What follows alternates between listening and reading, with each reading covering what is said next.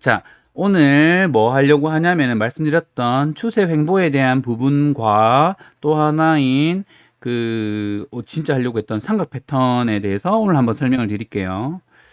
항상 말씀드리지만 제가 게을러서 이렇게 만들어 놓은 자료가 있으면 땡큐 하면서 써요. 아, 누가 진짜 자료 하나 만들어 주면은 제가 미친 듯이 해드릴 수 있는데 너무 귀찮네, 자료 만드는 건. 자, 해봅시다. 시작해도 되겠죠? 물 조금만 먹고 올게요.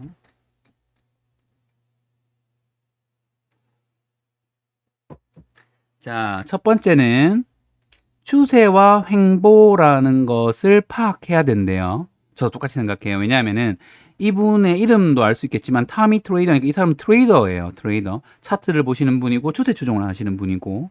그러면은 기본적으로 저도 트레이더에 가깝다고 했잖아요. 그러면은 당연히 횡보인지 추세장인지를 저는 파악을 해요. 시장 전체랑 종목. 그리고 추세가 발생한 거를 보고.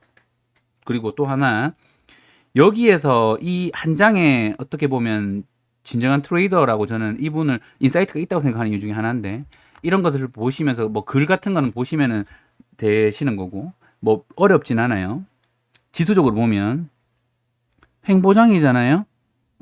그러면은 이게 횡보와 추세를 계속 번갈아 가니까 바로 알 수 없어요. 이제 횡보 시작이네. 이건 지나야 알지. 알 수가 없어요. 그렇지만 제가 코스피나 이런 걸 보면서 이제부터 횡보장입니다라고 하는 시점을 조금 더 디테일하게 알 수는 있겠죠. 그게 맞을 수도 있고 안 맞을 수도 있지만. 근데 현재까지는 제가 말한 대로 그 위치부터 횡보장이 조정 후에 오고 있으니까 현재까지도 횡보장이 이어지고 있습니다. 그러면 포인트는 초반에 내가 알기 어려우니까 노 트레이딩 존이라고 해서 내가 파악이 되기 전까지는 관망을 하거나 무포로 있거나 이렇게 적극적인 매수를 하지 않는다는 거예요. 차트에 따라, 그러니까 지수 흐름에 따라서 탑다운으로 봐요. 보통 트레이더의 기분이. 그리고 이제 횡보란 게 파악이 되고 나면 횡보장일 거니까 이제 트레이딩 존이야. 대신 횡보니까 손익비를 좀 짧게 가져가고 손실을 좀 짧게 가져가고 짧게 치고 나오는 걸 하는 거예요. 왜냐하면 추세장이 아니니까 길게 먹기가 어렵잖아요. 이해되시죠? 그러다가 요런 살짝 들러 올리는 구간이 나오고 나서는 추세장이네. 그럼 이제 원웨이로 위로 가거나 내려가는 건데 이 상태는 위로 가는 상승 추세장이잖아요. 그러니까 또 요렇게 변화가 일어나면 뭐 해야 된다? 노 트레이딩 존으로 해서 이게 추세장인지 아닌지를 확인을 해야 돼요. 확인이 끝나고 나면 추세장이네. 오케이. 그러면은 확률 높게 추세는 아무 때나 사도 되긴 해요. 그렇기 때문에 손익비는 길게 가져가고 그리고 눌림에 잡는다든지 이런 게 잘 먹히는 구간이 와요. 그게 언제예요? 코로나 바닥부터 2020년 3월부터 그 1월까지 21년 1월까지 연결된 이 구간이 추세장이잖아요. 근데 추세 시작점을 정확하게 알 수가 있다? 없다. 그렇지만 이 추세가 정배열, 그러니까 이평선들이 정배열로 딱 돌아서면서 그런 흐름 보이면 추세장이구나가 파악이 돼요. 그러면은 내가 포지션을 그때까지는 파악이 안 될 때는 관망 및 그 무포로 있다가 추세장이 딱 되었다고 판단이 된 이후부터는 이때와는 다른 포지션을 잡으셔야 돼요. 이렇게 하시는 분 있으세요? 없을 것 같은데 거기서부터 갈려요, 실력이. 내가 트레이더냐 인베스터냐도 모르고 하실 거고 또 하나는 그러니까 인베스터부터 얘기하면은 제가 왜 강의 영상이나 YPS랑도 만들어 놓은 거에 보시면은 그 1세대 인베스터, 2세대 인베스터라고 해서 벤자민 그레엄식, 그다음에 워렌 버핏식 요런 식으로 나눠 놨고 또 하나는 트레이딩도 지금 말씀드리지만 이렇게 시장의 탑다운에 맞춰서 횡보장이냐 추세장이냐에 따라서 포지션과 매매 시나리오를 다르게 짜야 되는데 이렇게 하고 계세요? 여러분들은 안 하신다에 제 뭘 걸까요? 하여튼 뭐를 걸게요. 그러니까 그만큼 내가 어떤 행동을 하는지, 내가 어떤 시장에서 지금 임하고 있는지를 생각을 안 하시고 계신다는 거예요. 그냥 누가 그렇다더라, 저렇다더라만 하고 계신 거예요. 아이러니하죠. 꼭 한번 생각해 보세요. 횡보, 추세를 계속 이어갈 수밖에 없어요. 시장도 그렇고, 종목도 그렇고. 그런데 이런 걸 모르고 한다는 건 큰 문제예요. 큰 문제. 이해되세요? 그리고 여기 뭐 뒤편은 뭐 그렇게까지 볼 건 없어서 여기서 알려드리고 싶은 거 하나, 여기서 뭐 다른 건 없습니다. 횡보장에서는 이렇대요. 그냥 한번 보시면 되고 뭐 그렇게까지. 아이고. 자, 횡보장에서는 요렇답니다. 수렴 패턴이 잘 나오고 삼각형, 플래그, 웨지, 박스권 채널 패턴 등의 수렴 패턴이 잘 나오고 거래량은 점차 감소해요. 왜냐하면은 횡보니까 재미가 없으니까. 그리고 단타 스캘퍼들한테 유리해요. 왜냐하면 짧게 먹고 치고 나오거든요. 그리고 추세 돌파 트레이더한테는, 돌파 트레이더가 뭐예요? 주가가 이렇게 움직이는데 뚫래? 가면 많이 가겠지. 이런 걸 보고 여기서 사는 게 돌파, 요때 사는 게 돌파 트레이더잖아요. 그런데 횡보장이면 어떻게 돼요? 갈 줄 알았지? 그러면 진정한 돌파 트레이더는 손절을 쳐요. 자기 예상과 다르게 이렇게 가지 않고 이렇게 갔으니까 손절을 쳐요. 그러니까 이 사람들한테 쥐약이죠. 물려도 탈출 자리는 잘 나와요. 왜요? 떨어지니까 이 구간에서 추매해서 올려서 반등에 빠져나올 수 있으니까. 횡보장이니까 그런 거예요.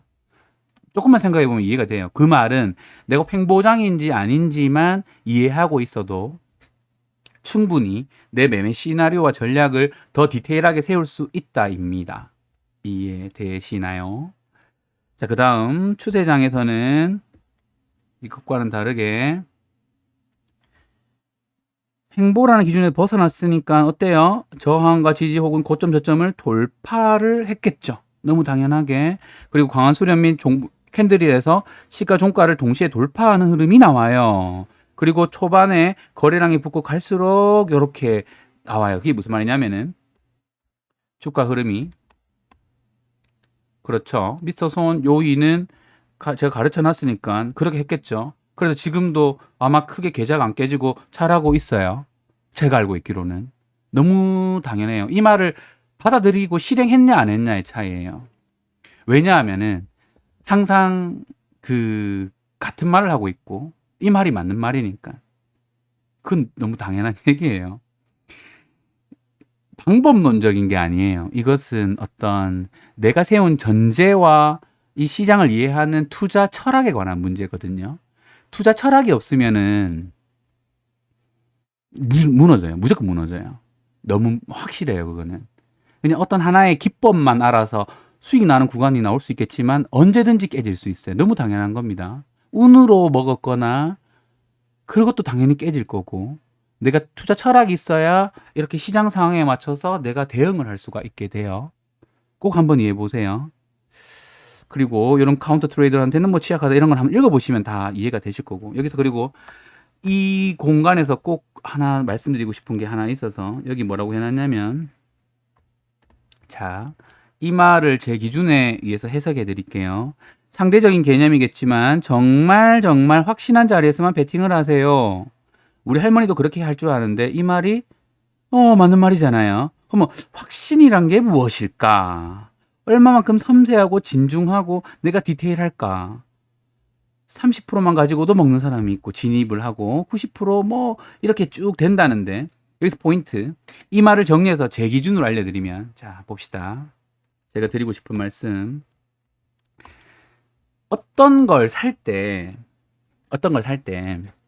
자, 좋은 종목이란 것을 발견을 하고 타점을 잡고 내가 들어갔다고 쳐요. 그러면 잘 생각해 보세요. 저런 기준이란 게 무엇인가?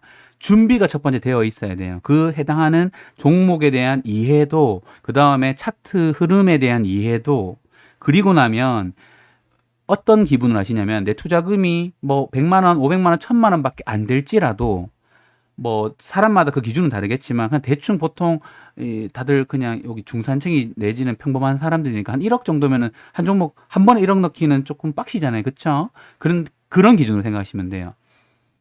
이거는 내가 진짜 내가 투자금이 1억이라면 이 1억을 지금 박아야겠어. 넣어야겠어. 라는 생각이 드는 종목과 그런 흐름의 타점에서 사셔야 돼요. 이해되세요? 꼭 한번 생각해 보세요. 1억이란 기준으로 와 이건 진짜 사야겠어. 그런데 대부분 어떻게 사냐면은 누가 좋다고 하거나 뭐 영프가 좋다고 하거나 이러니까 가지 않을까, 또는 뭐 방송에서 뭐 좋다고 하니까 보니까 뭐 차트 좀 괜찮은 것 같고 좀 찾아보니까 와 이건 진짜 좋은 기업인 것 같아, 뭐 이런 생각이 드니까. 근데 또 그냥 살려고 하니까 조금 무섭지 뭐. 그럼 어떻게 해요? 조금만 사볼까 이러면서 뭐 100만 원, 뭐 200만 원, 한 500만 원 또 쓱 넣어보는 거지 뭐. 그렇죠. 그리고는 이렇게 말하죠. 정찰병 보냈어. 저는 그 말 진짜 이상하게 생각해요. 정찰병이란 건 알림으로 하셔도 돼요. 근데 사야지 신경 쓰이는 사람들이 있으니까 그까지 인정하겠습니다. 그러면 한 주 사세요, 한 주. 뭐 예를 들어서 예를 들어서 종목을 하나 보죠. 종목을 하나 보면 자 봅시다. 자 뭘로 할까요? 자 테이펙스 같은 걸로 해볼까요? 자 이런 생각이 들었어요. 여기 뚫으면 갈 것 같아 라는 생각이, 뚫으면 갈 것 같아. 그렇죠. 그럼 뚫을지 안 뚫을지 이때는 알 수 없는 구간이잖아요. 그럼 뚫을 걸 예상하고 생각하는 사람, 저 같은 사람은 이거 지금 이런 흐름에서 분노도 나왔고 이런 추세에 와 이거 수급도 좋고 테이펙스라는 기업도 이해가 높고 하니까 야 이건 뒤져도 사야겠어, 이거 뚫는다. 그럼 1억을 박는 거예요. 1억 이상을. 무슨 말인지 되시죠? 그랬다가 가니까 오케이 내 생각대로 되었네 하면서 먹는 거예요. 이게 가장 중요한 거. 그런데 내가 공부한 게 아니고 누구한테 주워 들었거나 이래서 잘 몰라요, 이 기업을. 그럼 어떻게 돼요? 여기서 1억 박으실 수 있겠어요? 못 박잖아요. 그러니까 어떻게 해요? 정부 잘 맞추던데 갈 것 같은데 혹시 모르니까 100만 원치만 사보자. 가니까 더 살 걸, 이런 거 하시잖아요. 그런 거를 혹시나 생각하시는 분들은 다시 시작해야 돼요. 절대 돈을 못 벌어요. 왜냐하면 내가 생각하는 이 자리에 똑같은 100만 원을 넣더라도 정말 1억을 박아야겠어 라는, 와 이거는 진짜 박아야 돼, 이런 생각이 들어서 내 투자금이 100만 원밖에 없어서 100만 원을 박는 사람과 투자금이 1억인데 갈 것 같은데 싶어서 100만 원 사고 나서 가니까 더 살 걸 이라는 사람은 달라요. 완전히 달라요. 절대 확실하게 말씀드리지만 그 사람은 10년 못 버텨요. 절대 못 버텨요. 언젠가 계좌가 망가지고. 그 사람이 많이 비중을 실는 종목들은 어떤 종목이냐면 조금 샀는데 뭐 이런 거지 뭐 할 줄 모른다 해야 되나, 뭐 볼 줄 모르나, 뭐가 맞을까요? 여러분들 많이 물린 거 신풍제약 이런 거 많이 물렸나? 이런 거 많이 물렸을 거니까 볼까요? 이렇게 하는 거죠. 이렇게 어떤 생각이냐면 어느 순간 이렇게 이런 데 샀다가 물리고 나서 이거 본전 오는가 봐, 박살나니까 무너지니까 이제 마이너스 보면 가슴 아프니까 뭐 해요? 더 사요 그냥. 그러다 보면은 내 투자금의 비중이 가장 높은 게 여기 들어가 있어요, 이 위치에. 그러니까 아무 대응이 안 되고 입 벌리고 신풍제약 어떻게 해야 되나요? 종목 토론실 가고 왜 빠지나요? 오늘 뭐 뉴스 나왔던데 왜 반등하다가 밀리나요? 이런 거를 행동을 하고 있는 거예요. 아이러니하죠. 무엇인가를 매수하기 전에 내가 1억을 정도를 박는다라는 생각으로 하려면 내가 적어도 그 종목에 대한 이해가 있어야겠죠. 종목에 대한 이해라는 건 딱 내가 1억을 받겠어 했을 때 두렵지 않아야 돼요. 그럼에도 불구하고 손절이 나올 수도 있겠죠. 그래서 그때 말씀드렸지만 적절한 투자금이란 게 그럼에도 불구하고 손절가가 왔을 때는 내가 손절을 쳤을 때 아프지 않은 금액, 머리가 하얘지지 않는 금액, 그냥 살짝 아픈 금액, 기분 나빠, 이 정도, 뭘 잘못했지라는 걸 되돌아볼 수 있는 정도, 그 정도가 적절한 투자금이에요. 수익이 200%, 300%, 500%난 거에는 내 빤스까지 팔아서 사야죠. 그런데 하한가 맞는다는 기준으로 내가 1억 넣었을 때 하한가 맞이 얼마예요? 13,000만 원이죠. 그러면은 가슴 아프다. 내가 뭘 잘못 봤지? 이 정도면은 1억 박으셔도 돼요. 그런데 3천만 원 갑자기 마이너스 보고 손절도 안 되고 머리가 하얘지고 어떻게 해야 될지 모르겠다는 생각이 들면 투자금이 잘못 설정되신 거예요. 이해되시죠? 그건 투자금에 대한 기준. 그렇지만 살 때는 내 투자금이 마이너스 30% 맞아서 한 300만 원까지는 내가 손절할 수 있어. 기분은 더럽지만 그러면 1,000만 원을 투자하시면 돼요. 그렇지만 살 때는 1억 몇 억을 받는다는 생각으로 그런 종목을 사셔야 돼요. 이해되세요? 이거는 진짜 여러분들에게 해드리고 싶은 말이에요. 그런 게, 저는 1억 받는다 생각하니까 사지지가 않아요. 못 사겠어요. 라는 얘기가 온다면, 무슨 말이냐면, 준비가 안 되신 거예요. 심리적으로든 어떤 실력적으로든 준비가 안 되신 거예요. 준비가 안 되셨으니까 어떻게 해야 돼요? 투자를 안 하시고 계셔야 돼요. 공부를 더 하셔야 돼요. 뭐가 그렇게 급하다고 그렇게 급하게 해요? 이분도 여기 적어 놓으셨지만, 여기에 엄청 중요한 말이 하나 있는데, 이게 중요한 말이에요. 노 트레이딩 존이라고 해서 내가 무포와 관망을 할 수 있는 거. 현금 조금만 생겼다 하면은 뭐든지 살려고 하는 그 태도를 버리셔야 돼요. 이상한 행동이에요. 첫 번째. 항상 말씀드리지만 현금보다 뛰어난 픽은 잘 없습니다. 그런데 와, 이건 진짜 1억 박아야겠어 라는 생각이 드는 종목과 타점이 온다면 그걸 사세요. 그건 현금보다 뛰어난 종목이니까. 그럼에도 손절이 올 수가 있습니다. 그렇지만 확률적으로 점점점 좋아지실 거예요. 이해되시죠? 이게 어찌 보면은 너무나 당연한 얘기인데도 여러분들은 안 하시고 계시거나 안 지키고 계시거나, 그래서 여기서 말한 그 기준이란 거 뭐 70%다 30%다 이러면은 잘 이해 안 되시잖아요. 그냥 여러분 스스로에게 생각하는 기업, 그 어떤 걸 사고 매수 전에 딱 이것만 하나 생각해 보세요. 1억 박아야겠어. 그런데 뭔가 가슴이 두근두근거리고 사면 안 될 것 같아. 그럼 사시면 안 돼요. 근데 그런 종목이 날라갔어요. 무슨 말인지 이해되세요? 날라갔으면 그러면 내가 그만한 아직 신법과 실력이 안 되시는 거예요. 너무 당연한 얘기 아닌 거예요.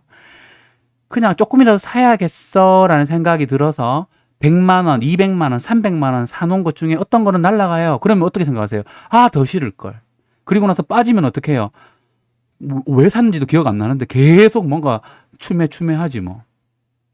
그러면 어떻게 된다? 계좌 망가져요. 너무 당연한 거 아닙니까? 스스로에게 계속 물어보세요. 누구한테 물어보지 말고 스스로에게 질문해보면 답은 이미 나와요. 여러분들이 스스로 자문하면 답은 나오게 되는데 계속 자기 합리화를 하세요. 왜냐하면은 생각에 관한 생각 프로젝트에 나오는 그런 오류들을 인간들은 계속 범하고 있으니까. 데니얼 캐너만의 그 책을 보시길 원합니다. 바랍니다. 그 정도 나오는 것만 내가 그런 인간의 오류를 투자에 적합하지 않은 뇌를 갖고 있구나라는 걸 인지만 하고 있어도 훨씬 좋아지실 거예요. 사후 편향, 확신 편향 등등 이런 것들만 안 하셔도 됩니다. 그럼 고치는 방법은 명확한 기준을 가지시는 거예요. 방금 말했듯이 사기 전에 1억 박는다 생각하고 해보세요. 쉽게 사지는가. 그 말은 진짜 그만큼 준비가 되어 있으시고 나서 하셔도 진짜 안 늦으세요. 요이가 방금 말했지만 제가 예전에 설명했잖아요. 1차 단계는 나를 설득할 수 있어야 되고, 내가 설득되고 나면은 다른 사람을 또 설득할 수 있어야 되고, 그리고 나서는 이거에 리스크한 건 없는지를 3차로 한 다음에, 그렇게까지 고민했으니까 종목이 선택됐잖아요. 그렇게까지 선택이 된 거가 타점 흐름이 나왔을 때 사는 거예요. 관종을 그래서 뽑아놔야 되는 거고, 관종 관리가 진짜 중요해요. 관종을 끊임없이 업데이트 해가면서 신선하게 만들어놔야 그런 종목들이 내가 한테 타점을 줬을 때 두근거리면서 왔어, 1억을 박아야겠어 라는 생각이 들면서 사면 갑니다. 갈 확률이 매우 높아요. 또 하나, 매수 전에는 제가 방금 말씀드린 것처럼 많은 보수적으로 꼼꼼하게 따지세요. 그런데 사고 나면 단호해지셔야 돼요. 심플해지시고, 사고 나면은 내 매매 시나리오에서 투자 의사결정 과정에 미쳤던 팩트, 과정 이런 것들이 깨지지 않았는지, 그 다음은 주가의 흐름은 내가 생각하는 선을 지키면서 유지되고 있는지, 거래량 등 이런 걸 보면서 그 다음부터는 심플해지셔야 돼요. 복잡하시면 안 됩니다. 이해되시죠? 꼭 받아들이셨으면 좋겠어요. 어려운 얘기 아니잖아요. 꼭 하기 전에 한 번쯤은 생각해 보셨으면 좋겠습니다. 그래야지 종목 백화점이 안 되고 돈이 되기 시작해요. 압축적으로 되니까. 제가 예전에도 설명드렸죠. 종목을 10종목 또는 여러 종목을 하는 이유는 딱 하나입니다. 리스크 관리 때문에. 리스크 관리는 내가 실력이 없어서 하는 거예요. 이해되시죠? 실력이 없으니까 종목을 여러 개 하는 거예요. 그러니까 실력을 쌓으면서 종목을 압축적으로 가는 노력을 하셔야 돼요. 처음에는 뭐 20종목이든 10종목이든 최대 종목을 하면서 혹시나 하한가 맞더라도 내 계좌에 크게 안 아프게 하는 걸로 조절을 하시지만 시간이 지날수록 압축적으로 하셔야 돼요. 압축적으로. 관리하는 종목 오히려 진짜 그 관심 종목을 타이트하게 관리하시고 내가 사는 건 진짜 그렇게 관리하던 종목 중에서 딱 타점 온 것만 이거는 사야겠어. 꼭 사야겠어. 1억을 실어야겠어. 라는 것만 내 투자금 그 하한가 맞아도 안 아플 정도의 금액으로 사시는 겁니다. 진짜 여러분들한테는 요이나 뭐 이제 뭐 몇몇 회사나 아니면 그냥 만나서 하는 이런 분들 제가 그냥 가르친다라고 표현을 하는 이유가 별건 없어요. 그게 전달하기 편해서. 근데 뭘 하냐면은 기본적인 건 이런 책을 봐, 이런 걸 해, 뭐 모르는 뭐가 막혀 이런 걸 얘기해 줄 뿐이고 한 번씩 오히려 요이한테는 요즘에는 요이가 바빠서 얘기를 많이 못 하지만 이전에는 뭘 많이 얘기해 줬냐면은 이런 부분에 대해서 당연하게 고민할 문제들 그 고민할 문제를 어떻게 얘를 이해시킬까에 대해서 요이한테 막 요이가 스타크래프트를 잘하거든요. 그래서 스타크래프트로 설명을 해줬어요. 그런데 여러분들은 어쨌든 제 방송이 라방을 하거나 하면 오시는 분들이잖아요. 이 분들은 평일 이 시간에 11시 반에 전 대단하다고 생각해요. 그렇기 때문에 받아들일 준비가 돼 있다고 생각하고 그렇기 때문에 한 번쯤 제 얘기를 한 번쯤 되돌리면서 한번 받아들였으면 좋겠어요. 제가 뭔가 이런 위치면은 5일선에 사세요, 뭐 10일선에 사세요, 이런 기법적인 얘기를 하는 게 아니잖아요. 그런데 투자를 이어가시다 보면 투자 철학이 있다는 거, 기준이 있다는 거, 전제 조건을 어떻게 세웠냐라는 게 정말 큰 차이를 보일 겁니다. 이건 확실해요. 뭐 증명하고 있는 사람들이 몇 명 있잖아요. 확실히 달라져요. 확실히. 꼭 고민해 보세요. 꼭 그런 거 부탁드립니다. 자, 그럼 됐고.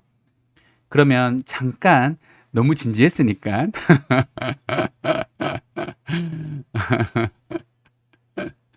자, 그럼 너무 진지했으니까 종목 하나 보고 가죠. 최재용 님이 말씀하셨던 마이크로 디지털 하나 보고 와, 근데 벌써 1시간 했네요. 원래 목표가 1시간이었는데 혹시 삼각 패턴 다음에 해도 될까요? 아니면 오늘 할까요?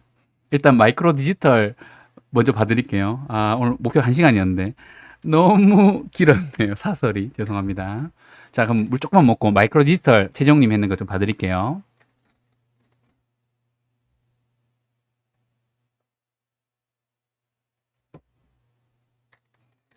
자, 최정님이 마이크로 디지털 전 월요일 19,700원에 잡았는데요. 한번 볼까요? 이거군요. 19,700원에 잡으셨대요. 수익 중이시네요. 축하드리고. 매수 사유는 일회용 배양 용기로 만드는 곳 SK 바사에 납품하고 퀄리티 체크 중으로 있다. 아마 큰 문제 없으면 정부에서 밀어주기 때문에 좋을 것 같습니다. 시총 1,800억 개인이 주포인 듯합니다.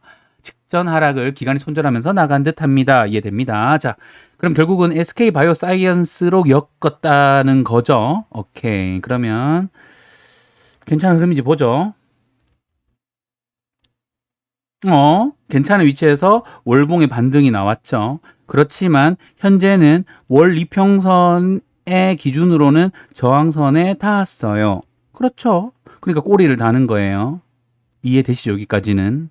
이 정도는 따라오셔야 돼요. 제 말이 이해 안 되시는 분들은 영푸의 트레이딩 룸으로 오라를 반복적으로 보시고 그래도 이해 안 되시면은 질문하세요. 근데 저는 거기에 다 풀어놨거든요. 이 보시면 월봉 기준으로 딱 꼬리를 달기 좋은 흐름이었어요. 그래서 지금 조정받는 게 너무 당연하다. 첫 번째. 그리고 SK 바이오사이언스가 현재 어떻다?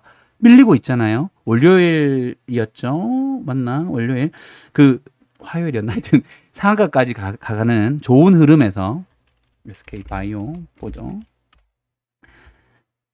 일봉으로 보면 이렇게 강하게 밀어주고 그 다음에 수목 기에 지금 살짝 조정받는 흐름이니까 당연히 이거랑 만일 마이크로 디지털이 연결된 그걸로 재료가 엮인다면 당연히 얘도 조금 밀려야 되는 상태인 거죠. 그렇죠. 그러면 이 상태에서 일봉의 흐름을 봅시다. 월봉상 좀 걸릴 만한 위치는 어디다? 22,000원 단, 23,000원 단, 25,000원 단쯤 되는구나를 머릿속에 넣고 대충 그어 볼게요. 25,000원. 2만원? 그렇구나. 그리고 이런 생각 하시죠? 쟤는 어떻게 저렇게 툭툭툭툭 대충 하는데 뭔가 그럴싸하지? 이런 생각 하시죠?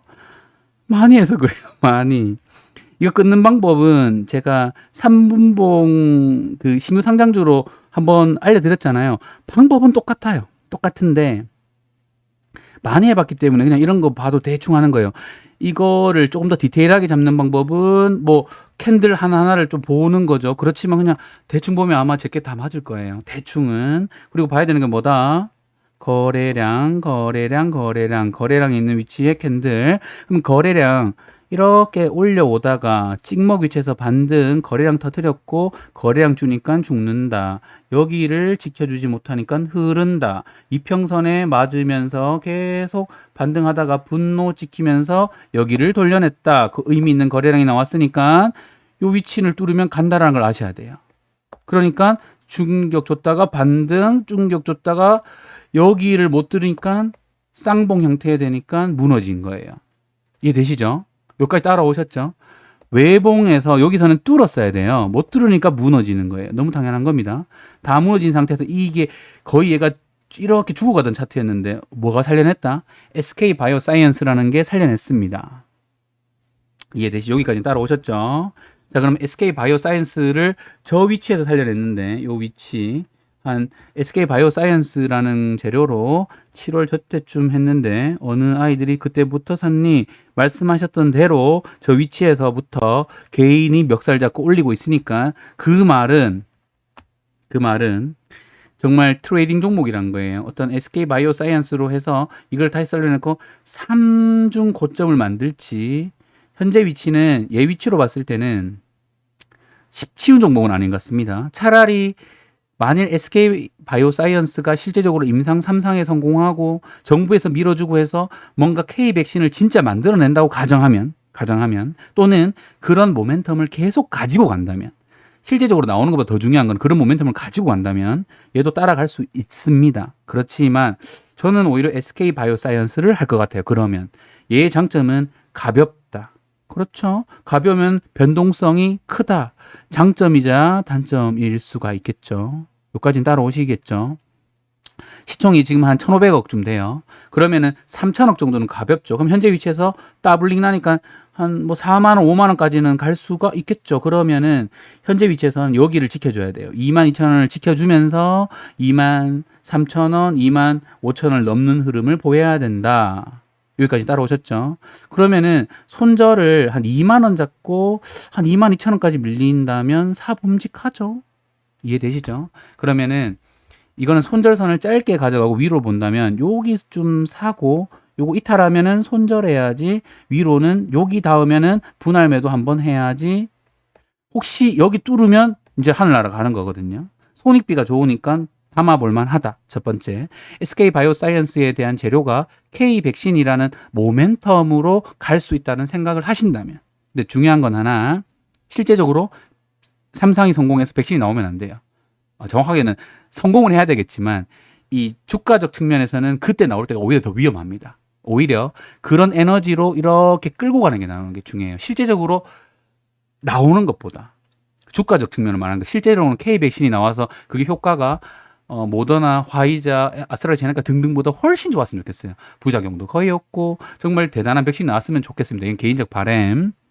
그렇지만 주가적 측면으로는 실제 3상이 성공해버리면 안 돼요. 아이러니하죠. 그런 걸 한번 생각해 보세요. 꼭 생각해 보시길 바랍니다. 실제 그거를 성공해서 맞추게 되었어요. 그런데 부작용이 막 나오고 이래요. 그럼 어떻게 돼요? 부작용 나오고 하면은 이제는 오히려 이제 난리 지루박 난다는 거예요. 오히려. 그렇기 때문에 그런 모멘텀을 생각한다면 현재 마이크로 디지털이란 건 시가총액 낮은 거 기준으로 한번 해볼 만하구나 라는 생각을 해볼 수가 있습니다. 그렇지만 조금 안전하게 하시려면은 SK 바이오사이언스 같은 경우는 지난주 픽이었잖아요. 그러면 그런 위치에서 잡고 홀딩해서 가져가시는 거예요. 뭘 보면서 5일 이평선 정도 보면서 꼭 이해해 보세요. 왜 사락할 땐 안 사고 왜 이제서야 아이러니하죠. 한번 이해해 보세요. 아, 그렇죠. 근데 뭐 여러 가지 재료라는 건 저는 그렇게 생각해요. 사람들이 얼마나 이해하기 쉬운가. 일회용 배양백 이런 거 여기 지금 31분 계시는데 이해하시는 분 있으세요? 그렇지만 다르게 얘기하면은 이렇게만 생각하시면 돼요. SK 바이오사이언스, K 백신, 삼상성공 그 국내에서 밀어줄 거야. 이거는 어떤 의학적 지식이 없어도 되는 어떤 소설이라기보다는 그냥 스토리잖아요. 오, 그러니까 재료가 돈이 들어올 수 있어요. 그러면 아 근데 시가총액이 너무 큰데 그 밑에 뭔가 이렇게 붙는 애들은 없나? 그런데 연결해 봤더니 마이크로 디지털이라는 게 SK 바이오사이언스에 일회용 배양백 뭔가를 제공한대. 와, 얘도 연결되겠네. 이렇게 연결은 가능합니다. 그런데 기술적으로 어떤 이게 얼마나 기술이 대단한지 여기까지는 지금은 트레이딩 영역이에요. 특히나 바이오는 어떤 프라이스 드림 레이시오라고 하죠.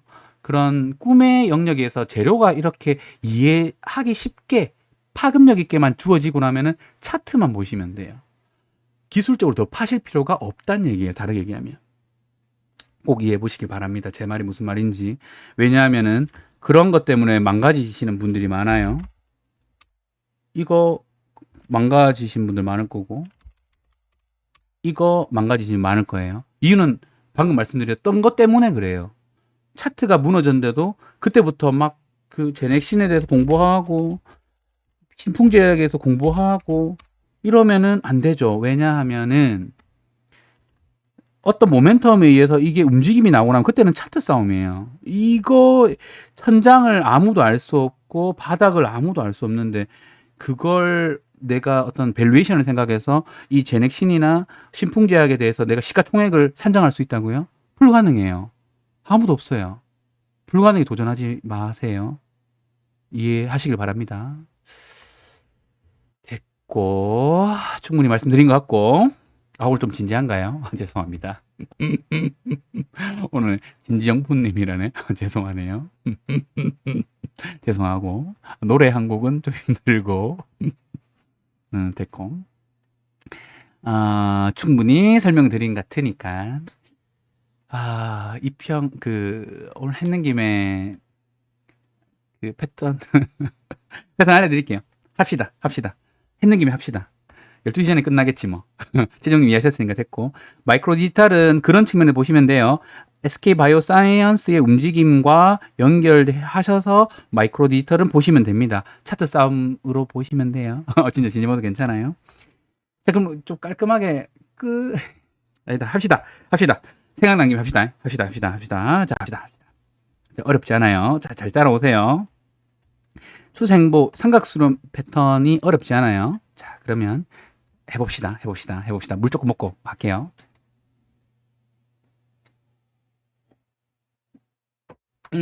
자, 해봅시다. 자, 삼각수렴 패턴에는 이런 종류들이 있대요. 이름은 그렇게 중요하진 않고 이해를 하시면 돼요. 첫 번째는 시메트릭 트라이앵글이라고 해서 대칭형이에요.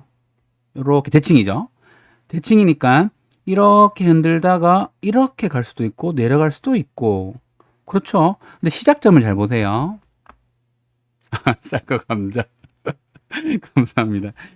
내려오던 게 반등해볼까 못하네. 그러니까 떨어질 확률이 높다. 이해되시죠? 색깔을 다르게 하는 게 더 낫겠네요. 무슨 말이냐면 떨어지던 게 삼각수렴 패턴이 와서 이렇게 올라갈래 못 올라가 51%의 확률로 떨어질 확률이 조금 더 높다. 첫 번째 그렇지 않다. 죄송해요. 그 미소손이랑 술자리나 이런 데 만나면 이런 잔소리를 많이 한답니다. 죄송해요. 꼰대스럽네요. 죄송해요. 자, 그 다음 위로 올라가 볼래 내려오던 게 아니라 올라가던 게 어디 올라가려고 했으면 올라가던 추세에서 파동이 나왔으니까 올라갈 확률이 51%야. 뭐 좀 아이러니하긴 하지만 조금 올라갈 확률이 조금 더 있다는 얘기예요. 뭐 그렇게 이 51% 49%가 중요한 게 아니라 그래서 차트 패턴을 볼 때는 시메트릭 트라이앵글이네. 그럼 요렇게 흔들다가 어디론가 위 아니면 아래로 가겠네. 첫 번째, 시작점이 위였구나, 시작점이 아래였구나. 거기에 따라서 어느 쪽으로 갈 확률이 좀 높겠네 정도는 감안해 보실 필요가 있다는 거. 첫 번째. 또 하나, 삼각수렴 패턴의 가장 중요한 거는 이 패턴 값을 벗어났을 때 추세가 나와요. 위로든 아래로든. 그게 포인트입니다. 어센딩도 마찬가지고 디센딩도 마찬가지고. 이해해 보세요. 자, 그다음. 그래요. 다들 백신 맞고 그 코로나 좀 잠잠해지면 우리 뭐 진짜 커피 한 잔 하는 그런 날이 오길 바랍니다. 그럼 계속해서 방금 거는 시메트릭 트라이앵글, 대칭형으로 가는 게 다다. 시작점에 따라서 아래로 갈 확률, 위로 갈 확률이 조금 다르다 정도. 그게 끝. 그리고 또 하나, 트라이앵글, 그러니까 패턴에서는 그 삼각수렴 패턴이 제일 중요한 것은 그 패턴 값을 벗어났을 때 추세가 나온다라는 게 제일 중요합니다. 이해되시죠? 그 다음. 어센딩 트라이앵글은 오름차순 트라이앵글이에요. 삼각형인데, 얘도 삼각형인데, 오름차순이 뭐예요? 이렇게 오르는 거지, 저점이. 고점이, 아이고, 못 가. 그렇지만 저점 올려. 아이고, 못 가. 이렇게 간다는 거예요. 이걸 또 다르게 보면 뭐예요? 매집봉 설명드릴 때 말씀드렸죠? 자, 요거 하나 바로바로 연결해서 볼게요. 그래야지 좀 이해가 쉬우실 테니까. 매집봉 하면 딱 생각나는 게 뭐 많지만 입마로 볼게요. 딱 떠오르는 거니까. 아마 자, 뭐 매집봉 구간들은 항상 많으니까 요렇게 볼게요. 자, 여기 보시면 봅시다. 요렇게 보면 어때요? 고점 가볼래, 고점 가볼래, 고점 가볼래. 이렇잖아요. 그러면 여기를 뚫으면 간다는 거잖아요. 이해되시죠? 요게 뭐예요? 어센딩 트라이앵글, 오름차순 삼각수렴 패턴. 그러면은 저거 뚫으면 진짜 가나요? 보면 되지 뭐. 가잖아요. 쉽다. 어렵지 않다. 또 중요한 건 패턴은 지나고 나서야 알 수 있는 거긴 해요. 그런데 또 하나는 어느 정도 진행되고 나면은 뭐 대충 끊어놓고 이거는 시메트릭 트라이앵글 패턴이 나올 수 있겠는데, 그럼 여기를 벗어나면은 먹을 수 있지 않을까라는 생각을 할 수가 있다. 그게 어떤 놈이에요? 이러면 여기 다 해놨네요. 그렇죠. 그럼 딱 보면은 얘는 시메트리구나. 이렇게 보세요. 올라가잖아요. 받고 올라가고 싶어 하면 뚫을 확률이 조금 더 높다. 이해되시죠? 저점도 이렇게 높여가면서 이렇게 시메트릭 트라이앵글에서 뚫을 확률이 몇 프로? 51%. 못 뚫을 수도 있잖아요. 그럼 요 이탈이 나오면 49%의 확률로 이탈이 나올 확률이 있다. 퍼센테이지가 그렇게 중요한 건 아니고 시작점에 따라서 이해를 하시는 게 더 중요하다는 거. 됐죠? 방금 시메트리, 어센딩 트라이앵글 둘 알려드렸어요. 그 다음 뭐예요? 디센딩 트라이앵글. 디센딩은 내림차순이에요. 그러니까 뭐예요? 고점이 내려가요. 저점은 지켜줄게. 못 올라가. 지켜줄게. 못 올라가. 지켜줄게. 그러니까 여기를 깨면은 이해되시죠? 그리고 여기서도 중요한 거, 자 보세요. 얘는 어센딩 트라이앵글이라서 올라갈 확률이 높지만 여기서부터 시작하니까 어때요? 못 올라가 하니까 내려오던 패턴이 연결되니까 내려갈 확률과 이게 거의 같다라고 표현을 했지만, 그게 중요한 것은 어센딩 트라이앵글임에도 불구하고 고점에서 시작된 트라이앵글 패턴이었기 때문에 반반 정도 맞춰. 그러면 좋은 건 뭐예요? 라고 하면은 좋은 건 당연히 올라가면서 트라이앵글 패턴이 나오는 거죠. 딱 맞고 올라가고 싶어요. 어센딩 올라가고 싶어요. 뚫을 확률이 55%다. 시작점에 들어간 패턴의 위치를 파악을 하셔야 된다는 겁니다. 이해되시죠? 그래서 이 색깔에는 왜 추세 지속형이라 했냐면 올라가려고 했으니까 지속이에요. 죄송해요. 오버했네요. 죄송합니다. 나름 요즘에 영어 공부를 좀 하고는 있지만 구린 발음으로 너무 굴려서 죄송합니다. 자, 계속해서 자, 그래서 디센딩 트라이앵글은 내려갈 확률이 높잖아요. 그러니까 시작점이 여기서부터 시작하니까 어때요? 이거 못 올라가요. 지켜줘야 될 텐데 지켜줬는데 못 지켜주니까 내려갈 확률이 여기서 시작했으니까 추세의 지속이니까 내려가 버린다. 이게 디센딩 트라이앵글이에요. 그러면은 다르게 얘기하면은 나는 어떤 걸 선택해야 될까요? 어떤 매매에서 어떤 걸 해야 되냐면은 뭐 재밌나요? 자, 이거 보세요. 여기서부터 시작해서 시작한 시메트릭 트라이앵글. 또 하나 여기서부터 시작한 어센딩 트라이앵글. 적어도 디센딩이더라도 여기서부터 시작한 거란 거지.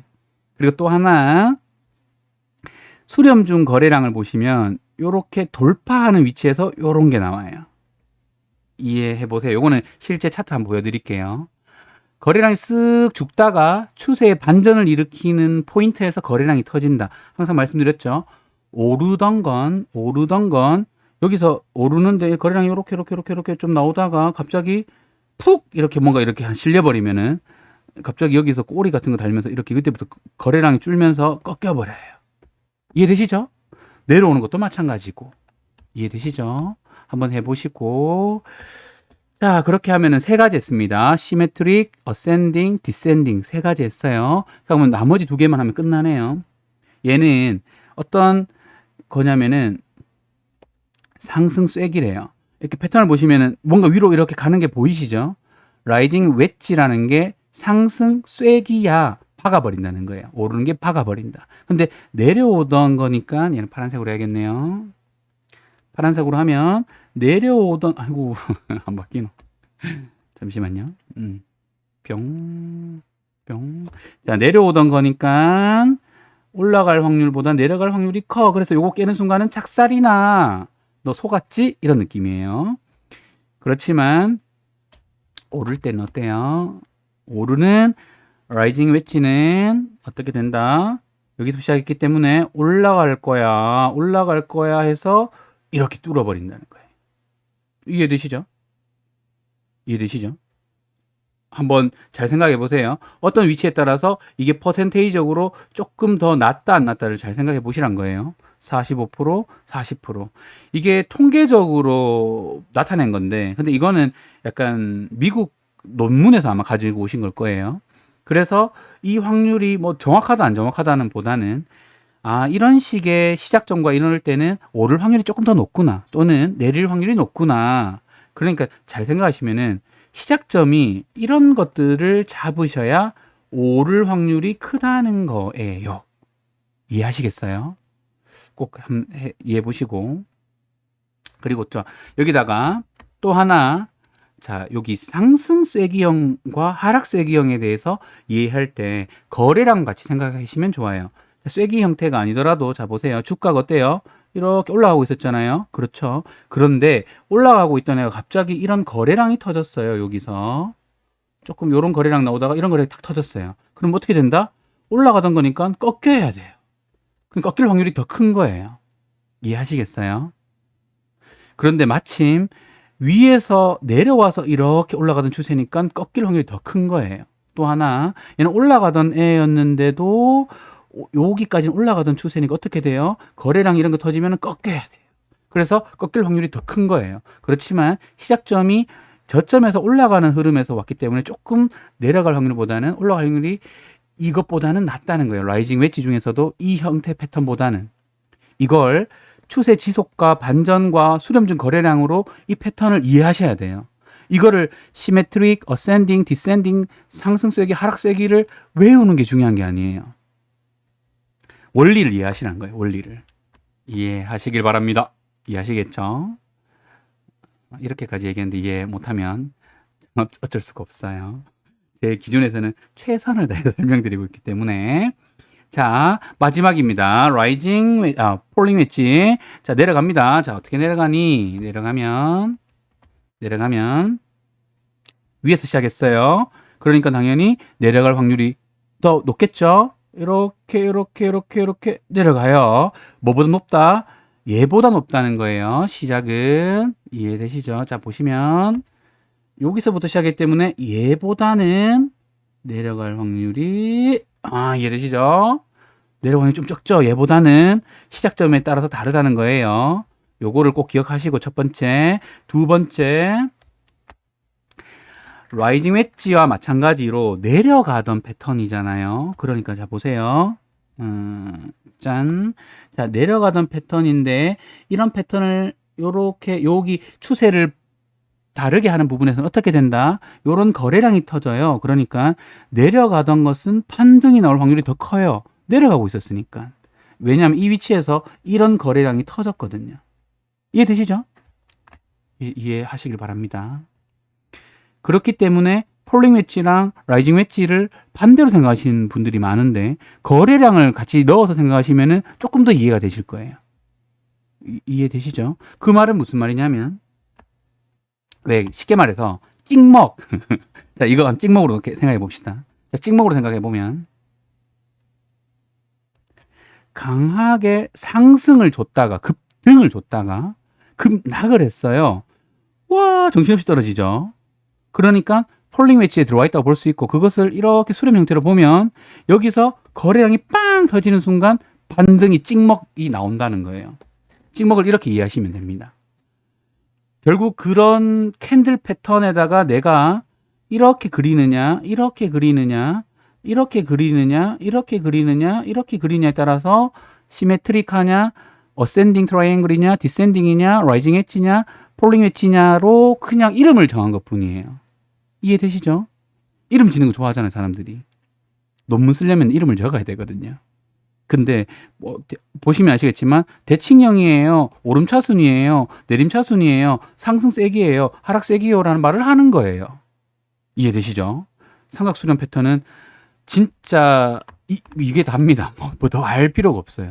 이게 뭘 더 알아요. 그런데 방금도 말씀드렸지만 봉이평선 거래량으로 설명한 거예요. 이것도 굳이 그 캔들 안에서 제가 그림을 넣어서 이렇게 조금 더 알아듣기 쉽게 패턴으로 설명을 드린 것 뿐이고 이때까지 설명드렸던 봉이평선 거래량으로 이 주가의 흐름을 똑같이 설명할 수가 있다 없다 있다. 그렇기 때문에 봉이평선 거래량을 이해하시라는 겁니다. 이해하시죠? 횡보 추세 얘기니까 일단 빼고 자 여기서 보시면 이건 추세 얘기니까 뺄게요. 자 빼면 자 봅시다. 어떻게 돼요? 응?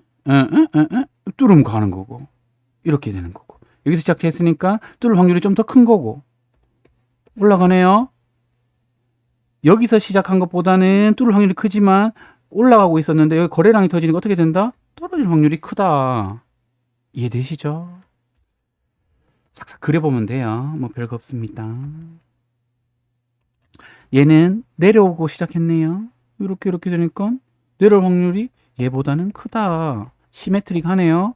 얘는 폴링 웨지네요. 굳이 이름을 달면 여기부터 시작했으니까 내려갈 확률이 크다. 이것보다는 그렇죠. 그런데 여기서 내려오던 추세가 거래량이 빵 터지니까 반등이 나온다. 끝. 어렵지 않죠. 이해하시길 바랍니다. 모형으로 가지면 얘는 뭐다? 수렴, 모이니까 수렴이라고 부른 거예요. rising, 그 다음에 ascending, symmetric, descending, falling 다 해요. 왜 말씀드렸죠? 이평선도 그렇고 캔들도 그렇고 그러니까 이평선 기준으로 말씀드리면 왜 다이버전스와 컨버전스가 일어난다고 하잖아요. 그래서 MACD라는 게 있잖아요. 무빙 어레인지 컨버전스 앤드 다이버전스에서 MACD라는 것도 그 이동 평균선의 컨버전스와 다이버전스를 수치화한 거예요. 다른 게 아니에요. 컨버전스라는 건 수렴하는 거예요. 수렴하게 되면 벌어지고 벌어지면 수렴하게 돼 있고 이게 답니다. 이해되시죠? 그렇기 때문에 자 그럼 그거를 넣어서 하나 생각을 해보면 이렇게 되는 거예요. 요렇게 아이고 요렇게 아이고 죄송합니다. 아이고 짠 됐다. 자 요렇게 어센딩 했어요. 수렴했네요. 발산을 할 거예요. 이런 거예요. 여기 뚫으면 발산을 할 거예요. 이해되시죠? 요렇게 모여서 수렴이 됐네요. 위로든 아래로든 발산을 할 거예요. 발산을 할 거예요. 발산을 할 거예요. 이해되시죠? 이거를 실제 막 그려보면 하실 수 있다는 겁니다. 뭐 그렇게 어마무시한 게 아니에요. 이해되시죠? 또 하나 여기서 말하는 게 뭐냐 하면은 이 안에 들어가는 그 캔들 패턴이 저점과 고점의 파동의 프리퀀시가 높으면 높을수록 확률적으로 튈 확률이 더 많다 이렇게 봅니다. 이렇게 갈 확률보다 프리퀀시가 높으면은 올라갈 확률이 더 크다라고 봅니다. 이 패턴 안에서. 이해되세요? 왜 그런데요? 라고 하면은 원리적으로 설명을 하면 댐핑이 그러니까 크면 클수록 많이 주고 흔들어야지 얘들이 물량을 많이 가질 수 있어요. 이해되세요? 막 쥐고 흔들어야 여러분이 뱉으실 거잖아요. 그래 물량을 받아야 출발을 시킬 확률이 높아요. 반대편의 입장에 생각해 보시면 돼요. 그러면 설명을 다 했습니다. 뭐 이제 이분은 비트코인 이런 걸로 설명했으니까 간단히 시간도 많이 됐으니까 똑같이 설명을 하죠. 하락 세기형이네요. 어떤 거래량이 터졌어요. 내려오던 거니까 반등을 해야죠. 여기를 뚫으니까 반등이 나오는 거예요. 이해됐죠? 이해 안 되시면 이해 안 되신다고 하셔야 돼요. 근데 뭐 제 기준에서는 정말 최선을 다하긴 했는데 자 보시면 시메트리 가죠. 거래량이 이렇게 하다가 뿅 이런 거래량이 나온다는 거고 여기를 뚫을 때 이렇게 여기서 시작했잖아요. 수렴 발산할 그 다음엔 발산 이해되실 거고 다음 상승 쐐기